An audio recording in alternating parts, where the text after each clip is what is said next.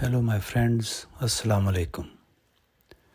Let's talk about anxiety and worry and what are the steps we can take to address these two issues.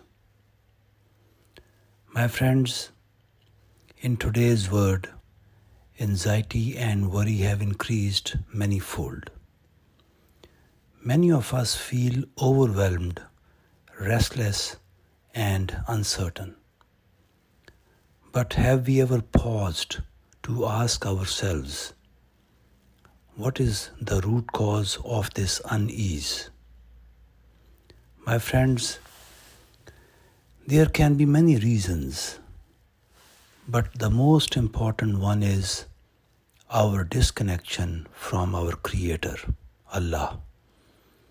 We have become deeply engrossed in a materialistic way of life, believing that money, status, and worldly success define our worth.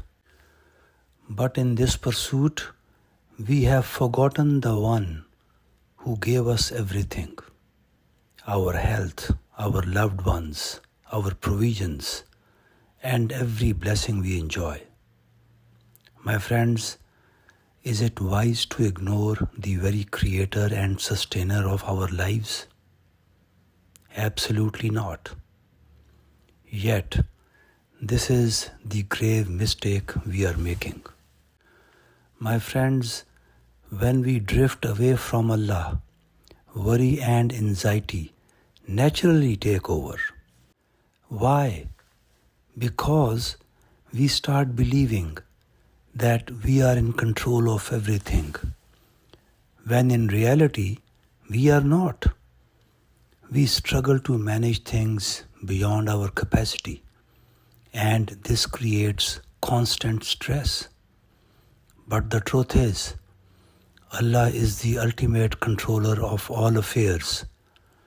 The moment we submit to Him, trust in Him, and recognize our true purpose, our mindset shifts completely. My friends, the Quran clearly states that life is a trial. Both ease and hardship are part of this test.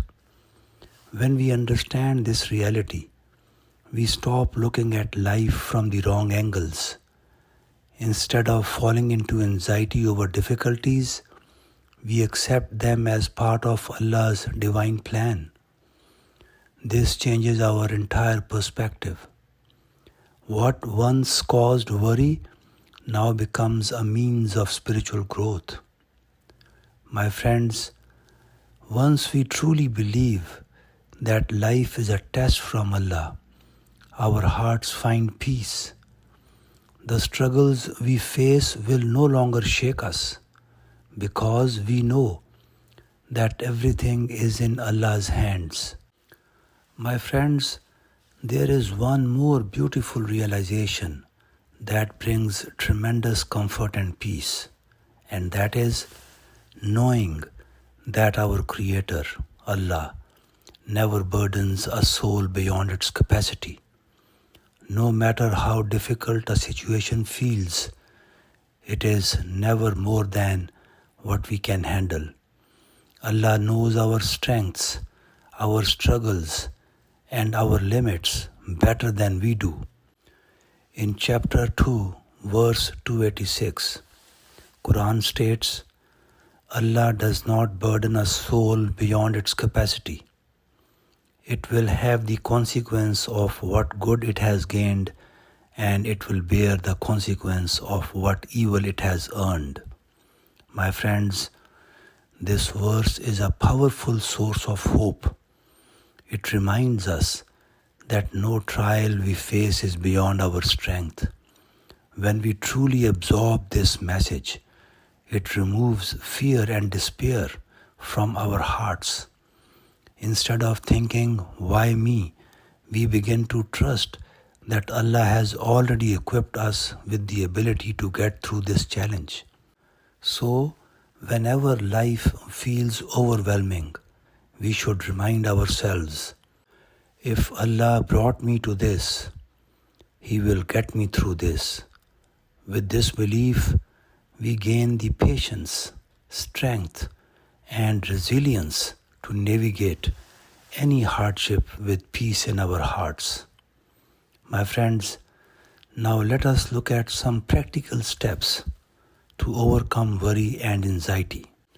My friends, in chapter 13, verse 28, Quran states, "Indeed, in the remembrance of Allah do hearts find rest." My friends, this is a great verse in Quran which provides us the best assurance to deal with anxiety and worry. Here are some practical steps now. Step number 1. We should do a lot of dhikr, that is, remembrance of Allah. We should be repeating phrases like Subhanallah, Alhamdulillah, Allahu Akbar regularly. And there are many other phrases like that. The repetition of these phrases provides us assurance that Allah is with us. Step number 2. We should pray 2 rakat of Salah. My friends, praying 2 rakah is like talking to Allah about our worries. We should pray as if we are talking to our God, Allah. This will have a very positive impact on our mindset. Step number 3. We should practice deep breathing with Ya Allah. For instance, we can say Ya while inhaling and say Allah while exhaling. So in this manner, the deep breathing will become a beautiful way of remembering Allah and at the same time benefit from the deep breathing exercise. And the last step is to recite verses or surahs of Quran. For instance, we can recite Surah Al-Fatiha, we can recite Surah Al-Ikhlas, we can recite Ayatul Kursi.